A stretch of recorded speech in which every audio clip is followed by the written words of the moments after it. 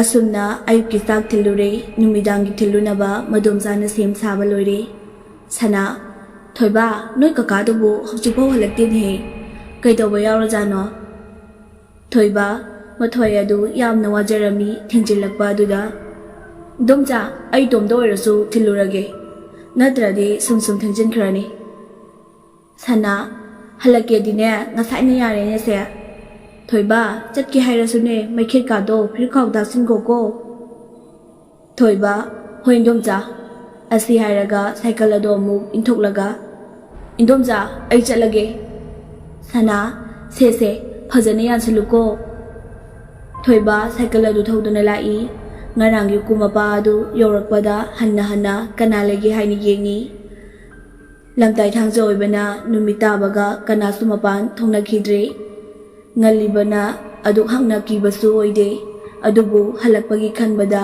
haujiktagi maklak nikba hogre thoiba hospital da abe da thoy kaidore thengi dia lamtai thangja numisida horene thengna hanbado tandro ngana ko hekla ke haide thoiba kakana baga jamina srina ngai bane halakpa ngai ngamdadana itomda dum lai abe sida sum leke gale odana da thoiba yunggi thabang mayam duga pharak tani da be adum hankrage chak to bijaro slao thengkina bane ba abe hoida thoiba chak bijaba loiraga korik loisinba hidak longtholo sinkhara tawrombaga थोइबा थोलकपदा पुमापन हेंख्रे अबे दा थोइबा होरेने लंबीदने खंगनदबा मीनगा कौरासुने खुमुनुको तासिनदना दुम चलो थोइबा याम हाइजिलगनो अबदा अबे असेंबने दा थोइबा ngasi numise lamlong ohum phangmodane lai ongnaradine hingde haibani ko thoiba yare be ai chatle थोइबा hospital दगी हेक थोलकपदा मसा अदु थकटपा हौरे तमना साइकल अदु assume थौरकपना ngarangyu pumapa adu yaudawa khara walingaida ngarangi oza adugi mayumda changnurage khana ngarang thengnaba mafam aduda changsilai thoiba kaka oja mi lai bro mi ayo rap tawbi nupi ama laten thamai baiduna thoklai kana hangmano ibungo thoiba oza to malogi yumsibu nupi sidadi nate nei bungo ngai kho nang no oza to mal hangi sibu swai de di to mal ko badi amta leite ne thoiba club ki secretary ne so haye oza su oi haibane nupi ihe adudi bungo sidadi onaramani bo club ki secretary dudi ratal kawi ne makha thangbadagi ne थोइबा चिंगनबा पाखतबा हेलाई कइनो हाइसिबो नुपी इमा ओ इमाओ अखोइ साइदबु तोमा कबा लेब्रो mama Ahalya मोइरबी अमा सोली थोलक्तुना अमाबा दुदा थोइबदा येंगी इबुंगो कना हंगबनोने थोइबा काका तोमाल ओजा सोइबा club के secretary दो mama इहे अदुदी कुइरिने हे लखिदबा इबुंगोदु नुक्सिबनिदा खुरा तोमालदो मबुंगो पाउसु यामना फबनी लेकागिने याम खंजबनी अदो इबुंगोदी याम अंगांगनी नंगना करमना खंगलिबा नुपी कइनोइमा हाइसिबो असेंबगी लेरमरो तोमाल कोबामा थोइबा मसा पुंबतु सुंखी वा अदु ताबदा nupi ngak toibana thinbiu haibasu ngamdre thoiba abo ai thenge chalage thairamaga mama khataramdana adumak thoki mama ibungo ngai khone nangbo aigi wasi loibokti ta khone nipi chatkrima ai oina sum kisale lamdai thangjani ngasi se saroi maroi mayam duga ima lao sangasi mungda mama अदो असवाई फाउदी थिनबिरोनिदना असिगी हुकुमा पासे थाइनेदगिने हाइनरिबा मफमनिने नुपी मफम मरांगने खंगबजानते लाओ जंगसे थोइबा हाइबगा तौबगा ngaranggi hanubi adumal ngasisu soli chatlaga lerami ngasidi thoiba wangangbo phau thoktre ꯈꯣꯟꯖꯦꯜ ꯐꯥꯖꯤꯟꯈ꯭ꯔꯦ cycle ꯑꯣꯠꯄ ꯉꯝꯗ꯭ꯔꯦ ꯃꯁꯝ ꯆꯞ ꯆꯞ ꯌꯨꯡꯉꯤ ꯀꯤꯕꯅꯗꯤ ꯌꯥꯗ꯭ꯔꯦ ꯑꯗꯨꯕꯨ ꯒ꯭ꯌꯥꯜꯗꯤ ꯃꯥꯡꯗꯦ ꯃꯁꯥ ꯑꯗꯨ ꯃꯈꯨꯠ ꯑꯅꯤꯅ ꯀꯟꯅ ꯀꯟꯅ ꯅꯥꯟꯊꯖꯩ ꯃꯀꯣꯛ ꯌꯧꯅ ꯇꯨꯖꯨꯡꯉꯤ ꯃꯁꯥ ꯑꯗꯨ ꯊꯣꯏꯕ ꯉꯥꯏꯍꯥꯛ ꯋꯥꯈꯜ ꯐꯛꯆꯤꯜꯂꯤ ꯉꯁꯤ ꯑꯩꯒꯤ ꯅꯨꯃꯤꯠ ꯁꯨꯔ ꯃꯥꯜꯂꯦ ꯈꯟꯗꯨꯅ ꯇꯧꯐꯝ ꯈꯪꯗꯦ ꯃꯊ꯭ꯋꯥꯏꯁꯨ ꯅꯨꯡꯉꯥꯏꯖꯔꯝꯗꯦ ꯃꯈꯨꯠꯇꯨ ꯀꯟꯅ ꯇꯥꯁꯤꯜꯂꯒ ꯑꯀꯤꯕ ꯑꯗꯨ ꯉꯥꯏꯍꯥꯛ ꯈꯥꯡꯉꯤ ꯃꯥꯡꯗ ꯎꯔꯤꯕ ꯐꯤꯉꯧ ꯁꯦꯠꯄꯤꯁꯤꯡ ꯑꯗꯨ ꯃꯥꯇꯝꯅ ꯆꯦꯟꯁꯤꯜꯂꯛꯄꯒꯨꯝ ꯇꯧꯔꯤ ꯊꯣꯏꯕ ꯃꯩꯈꯦꯠ ꯑꯗꯨ ꯌꯧꯔꯛꯄ ꯑꯗꯨ ꯈꯪꯅꯤꯡ ꯅꯤꯡꯁꯤꯡꯉꯛꯏ ꯃꯩꯈꯦꯠ ꯑꯗꯨ ꯊꯨꯅꯃꯛ ꯈꯦꯠꯅꯕ ꯂꯥꯛꯅꯩ ꯑꯍꯥꯟꯕ ꯍꯦꯛ ꯈꯦꯠꯄꯗꯗꯤ ꯃꯈꯨꯠ ꯑꯗꯨ ꯅꯤꯛꯄꯅ ꯃꯩꯈꯦꯠ ꯑꯗꯨ ꯍꯧ ꯍꯥꯏꯕ ꯌꯥꯔꯝꯗꯦ ꯑꯍꯨꯝꯂꯛ ꯃꯔꯤꯔꯛ ꯈꯦꯠꯄꯗꯗꯤ ꯍꯧꯈꯤ ꯃꯩꯈꯦꯠ ꯑꯗꯨ ꯍꯦꯛ ꯈꯦꯠꯄꯗ ꯃꯉꯥꯜ ꯑꯗꯨꯗꯗꯤ ꯐꯤꯉꯧ ꯁꯦꯠꯄꯤꯁꯤꯡ ꯑꯗꯨ ꯎꯕ ꯐꯪꯂꯝꯗꯦ ꯃꯩ ꯑꯗꯨꯅ ꯆꯥꯛꯂꯛꯄ ꯂꯣꯏꯔꯛꯄꯗꯗꯤ ꯃꯃꯤ ꯁꯥꯃꯤ ꯎꯕꯒꯨꯝ ꯑꯃꯨꯛ ꯇꯧꯏ ꯊꯣꯏꯕ ꯃꯩꯈꯦꯠꯁꯤꯡ ꯑꯗꯨ ꯈꯦꯠ ꯈꯦꯠꯇꯅ ꯃꯌꯨꯝꯒꯤ ꯊꯣꯡꯒꯥꯜ ꯌꯧꯅꯕ ꯇꯨꯡ ꯍꯟꯅ ꯐꯥꯎ ꯌꯦꯡꯂꯝꯗ ꯌꯨꯝ ꯇꯝꯅ ꯆꯦꯜꯂꯛꯈꯤ ꯅꯨꯃꯤꯠꯇꯨꯃꯛ ꯆꯥꯛ ꯆꯥꯗꯅ ꯋꯥꯃꯟꯗꯅ ꯑꯗꯨꯃꯛ ꯇꯨꯝꯈ꯭ꯔꯦ ꯃꯊꯪꯒꯤ ꯅꯨꯃꯤꯠꯅꯤ ꯅꯕ ꯀꯣꯛꯁꯤ ꯂꯨꯝꯃꯤꯗ ꯁꯅꯥ ꯂꯨꯝꯅꯤꯌꯦ ꯌꯨꯝꯗ ꯀꯔꯤ ꯇꯧꯍꯧꯔꯤ ꯌꯨꯝꯗ ꯍꯥꯏꯅꯈꯤꯕ ꯀꯥꯎꯕ ꯃꯈꯩꯅꯦ ꯅꯤꯁꯥꯗ ꯈꯜꯂꯤꯉꯩꯗ ꯅꯕ ꯍꯩꯃꯥ ꯑꯩꯗꯤ ꯀꯥꯎꯊꯣꯛꯂꯨꯔꯦꯗꯅ ꯌꯨꯝꯁꯤꯗ ꯀꯔꯝꯅ ꯌꯧꯔꯛꯈꯤꯕꯅꯣ ꯈꯪꯍꯧꯗ꯭ꯔꯦ ꯑꯗꯣ ꯊꯣꯏꯕꯕꯨ ꯉꯔꯥꯡ ꯀꯌꯥꯝ ꯊꯦꯡꯅ ꯍꯜꯂꯛꯀꯦ ꯁꯅꯥ ꯏꯍꯦ ꯑꯩꯁꯨ ꯇꯨꯝꯈꯤꯕꯗꯒꯤꯅꯦ ꯃꯥ ꯍꯜꯂꯛꯄꯒ ꯑꯃꯠꯇ ꯈꯪꯍꯧꯗ꯭ꯔꯦ ꯑꯁꯤ ꯑꯌꯨꯛꯁꯨ ꯍꯧꯒꯠꯂꯛꯄ ꯎꯗꯦꯅꯦ ꯇꯥꯃꯣ ꯅꯕ ꯀꯩꯅꯣ ꯍꯥꯏꯁꯤꯕꯣ ꯆꯥꯛ ꯏꯁꯤꯡ ꯑꯝꯇ ꯆꯥꯗꯦ ꯌꯦꯡꯗ꯭ꯔꯕꯣ ꯍꯥꯏꯁꯤꯕꯣ ꯁꯅꯥ ꯊꯨꯅꯃꯛ ꯆꯥꯛꯈꯨꯝꯗ ꯆꯪꯗꯨꯅ ꯆꯥꯛ ꯆꯥꯗꯅ ꯑꯗꯨꯝ ꯇꯨꯝꯈ꯭ꯔꯖꯥꯠꯂꯥ ꯅꯠꯇ꯭ꯔꯒ ꯍꯜꯂꯛꯇ꯭ꯔꯖꯥꯠꯂꯅꯦ ꯈꯟꯗꯨꯅ ꯊꯣꯛꯂꯛꯏ ꯇꯥꯃꯣ ꯑꯩ ꯃꯥꯏ ꯀꯥꯗ ꯑꯝꯇ ꯌꯦꯡꯂꯨꯈꯤꯒꯦ ꯆꯥꯛꯇꯤ ꯆꯥꯔꯝꯗꯦ ꯑꯗꯨꯝ ꯃꯆꯤ ꯂꯦꯡꯗꯅ ꯂꯩꯍꯧꯋꯦ ꯁꯅꯥ ꯊꯣꯏꯕꯒꯤ ꯀꯥꯗ ꯑꯗꯨꯃꯛ ꯆꯪꯉꯛꯏ ꯀꯥꯡꯈꯜ ꯊꯥꯗꯗꯨꯅ ꯇꯨꯝꯕ ꯑꯗꯨ ꯎꯔꯦ ꯁꯅꯥ ꯊꯣꯏꯕꯣ ꯍꯧꯒꯠꯂꯨꯅꯦꯍꯦ ꯊꯦꯡꯉꯦꯅꯦ ꯅꯪꯕꯣ ꯉꯔꯥꯡ ꯅꯪ ꯍꯜꯂꯛꯄꯁꯨ ꯈꯪꯍꯧꯗ꯭ꯔꯦ ꯑꯩꯗꯤ ꯅꯣꯏ ꯀꯀꯥꯁꯨꯅꯦ ꯄꯨꯈ꯭ꯔꯤꯗ ꯇꯥꯁꯤꯜꯂꯨꯏꯅ ꯃꯤꯅ ꯊꯤꯟꯕꯤꯔꯛꯑꯝꯃꯤ ꯈꯪꯗ꯭ꯔꯦ ꯏꯃꯨꯡꯗꯅꯦ ꯑꯅꯥꯕ ꯑꯃ ꯂꯩꯔꯤ ꯍꯥꯏꯕꯁꯤꯐꯧꯅꯦ ꯀꯔꯤꯝꯇ ꯍꯦꯛ ꯈꯪꯗꯕ ꯃꯈꯩ ꯈꯜꯂꯨꯒꯅꯦ ꯏꯊꯟꯗꯅꯦ ꯄ꯭ꯔꯣꯛ ꯄ꯭ꯔꯣꯛ ꯆꯥꯛꯄꯖꯥꯠꯅꯤ ꯑꯩ ꯊꯣꯏꯕ ꯈꯨꯝꯂꯛꯇꯦ ꯁꯅꯥ ꯃꯁꯥ ꯑꯗꯨ ꯅꯣꯝꯗꯨꯅ ꯊꯣꯏꯕ ꯑꯣ ꯊꯣꯏꯕꯧ ꯁꯤ ꯍꯧꯒꯠꯂꯣꯃꯤ ꯑꯩꯅꯦ ꯆꯥꯛ ꯊꯦꯡꯈ꯭ꯔꯦꯃꯤ ꯅꯪꯕꯣ ꯊꯣꯏꯕ ꯃꯃꯤꯠ ꯑꯗꯨ ꯄꯥꯡꯊꯣꯛꯇꯨꯅ ꯃꯔꯣꯜ ꯑꯗꯨ ꯐꯩꯔꯤ ꯆꯥꯛ ꯍꯥꯏꯅꯨꯋꯣ ꯃꯤ ꯃꯀꯣꯛ ꯍꯥꯏꯌꯨ ꯃꯤ ꯃꯀꯣꯛ ꯁꯅꯥ ꯃꯤꯍꯨꯜ ꯑꯗꯨ ꯇꯤꯡ ꯆꯣꯡꯉꯤ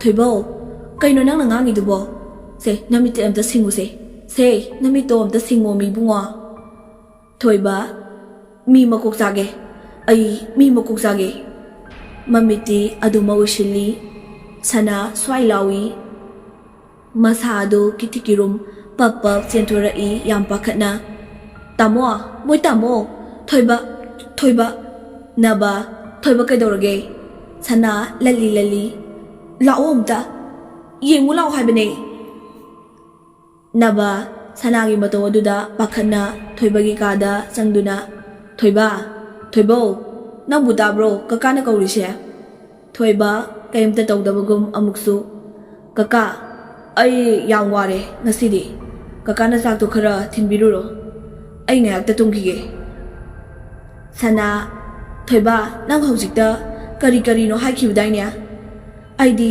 ꯃꯤꯍꯨꯜꯒ ꯌꯧꯔꯨꯔꯦꯗꯅ ꯊꯣꯏꯕ ꯀꯩ ꯍꯥꯏꯈ꯭ꯔꯒꯦ ꯑꯩꯕꯨ ꯏꯟꯗꯣꯝꯆꯥ ꯁꯅꯥ ꯀꯩꯁꯨ ꯇꯧꯗꯦ ꯂꯥꯏ ꯑꯣꯛꯅꯕ ꯃꯥꯟꯕꯒꯨꯝ ꯇꯧꯕꯗꯨꯗ ꯁꯅꯥ ꯀꯝꯕꯤ ꯑꯃꯗ ꯈꯣꯏꯆꯨ ꯂꯩꯈꯥꯝ ꯍꯥꯞꯂꯗꯨꯅ ꯊꯣꯛꯂꯛꯏ ꯏꯃꯨꯡꯒꯤ ꯑꯀꯣꯏꯕ ꯑꯗꯨ ꯃꯩꯅ ꯍꯩꯗꯣꯛꯂꯝꯃꯤ ꯅꯕ ꯀꯩꯅꯣ ꯑꯃꯨꯛ ꯇꯧꯔꯤꯗꯨꯅ ꯀꯅꯥ ꯂꯥꯏ ꯑꯣꯛꯅꯕ ꯌꯥꯎꯔꯒꯦ ꯂꯝꯇꯥꯏ ꯊꯥꯡꯖꯗꯤ ꯉꯔꯥꯡꯅꯤꯅꯦ ꯑꯁꯤ ꯍꯥꯏꯔꯝꯃꯒ ꯊꯣꯛꯈꯤ ꯍꯦꯛ ꯊꯣꯛꯈꯤꯕꯒ ꯊꯣꯏꯕ ꯀꯩꯅꯣ ꯅꯣꯏꯅ ꯑꯩ ꯇꯥꯟꯗꯧ ꯇꯧꯔꯤꯁꯦ ꯑꯩ ꯆꯠꯄ ꯌꯥꯗ꯭ꯔꯤ ꯑꯩ ꯃꯤ ꯃꯀꯣꯛ ꯆꯥꯒꯦ ꯍꯥꯏꯕꯅꯦ ꯊꯣꯏꯕ ꯃꯁꯥꯅ ꯉꯥꯡꯂꯤꯕ ꯑꯗꯨ ꯃꯁꯥꯅ ꯈꯪꯖꯔꯝꯗꯦ ꯁꯅꯥ ꯑꯌꯨꯛ ꯑꯣꯏꯕꯅ ꯀꯤꯕꯗꯤ ꯀꯌꯥ ꯐꯥꯎꯗꯦ ꯑꯗꯨꯕꯨ ꯃꯁꯥ ꯑꯗꯨ ꯍꯩꯅꯔꯝꯗꯦ Tamo, amuta ngai khomi. Angang si kaino may tau hibani mi. Naba mapandagi taraduna. Amuk ka daw hibano sana. Sana, angang si layong naba malemi amuti ingyo. Thoiba puhogalaga chengi dawi naba natanaraga. Naba, kadai dono thoiba. Amukta gyan tau se. Sana, amukta law, phasi law. Thoiba, thado noina ai talabani na ne. Ai chatke thado. Naba, thoiba se. Kakana hai se, amukta tau se. Kanana nang butalino. Sanaga moyani sangdana phaduna phamungda mu phamali. Thoiba mamikha na yenglaga.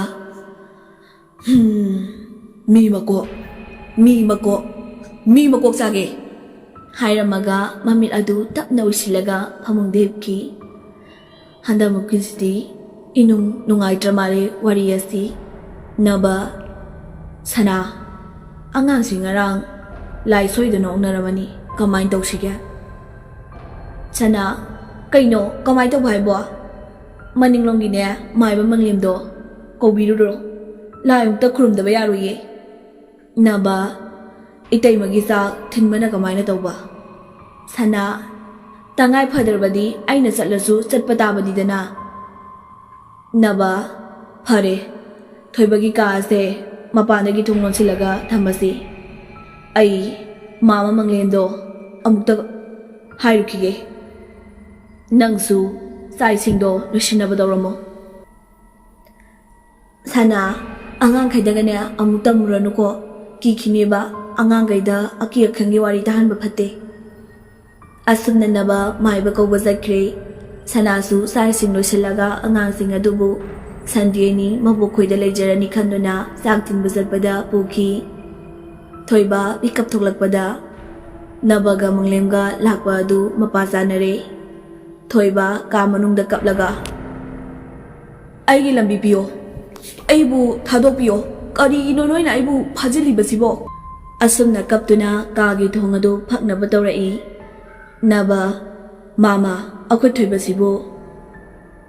Manglem pakhatkanu phani ai tauge. Nangna yangkokka ching kharagane singju sunaba manamasim mayan kharaga piramu. Aduga usinsinna mangamu amagane kaithendagi thuna leirusu. Naba phani mama ai thorangbu namba tawjaramage. Sanasu halaktuna sana mama kyang kwirage yobirakba kari awara leige. Tamona kaida leigirage. Manglem kuire bema aina pot khara leirusona thakibani tu adabu yobu yore. Naba mama yaradramta yenbio awala paado. Manglem watre yarani ibungo angangdu themaga puthorakpa yabramta yengu. Naba thoibagi thongadu he hangtorakpaga thoiba ngarangdagi sada thaktabagine ngasigi thong phakaina bowanabaga masadu yamda sonna thakthangniktuna leirami. Naba thoiba kakaga mapanda mukta thosilau se hawgalu. Thoiba aigi kaka ai sida sum leige. Naba kanada kirino kaka sulairi nadomza sulairi se lao se. Thoiba ibu dang thupigenu kaka ai sida sum leige. Ai yang ki kaka kapaga thoksiyadana yalagalei. Manglem ibunga yare ma dai sum leirasanu. Ai mapon basai sinje pusilaga waina tawdaba yararoi. Manglem na imuhe sangatpaga thoibana manglemgi makhuri tamna maksamadu makholani sangduna melami. Naba thoiba se thado loina sinaba tare ne se amutadi thado. Thoiba ai kari hai mi makupiu mi makuk sage. Manglem makhut thadonaba laknei aiha muknaraga lei. Asumna yamna wana lai khurumduna thoiba wakhandare e. Mamasu yumda putharakduna yumda leire. Thaudoksing adu machanupidasu tamdre. Numit kharani haukhre. Matamdu aroiba lamtai thangja numitni. Thoiba Abe kai da mu chatluino numita sila kansida Abe da thoi uram da badu dane ai ima gi holics leiba chatlubani Thoiba o phare adu already Abe adu da thoi ngasi je kai numino Thoiba thangjani kai dorage Abe kari thangja Thoiba lamda thangja roibani thangja yarba Abe o lamtagi thangja Thoiba kai dorage abe Abe adugi male Ekhoi thongar wangmada phingok sepi ahum mari jogoi sawe ai dum yengamdana sange da thoi Thoiba ha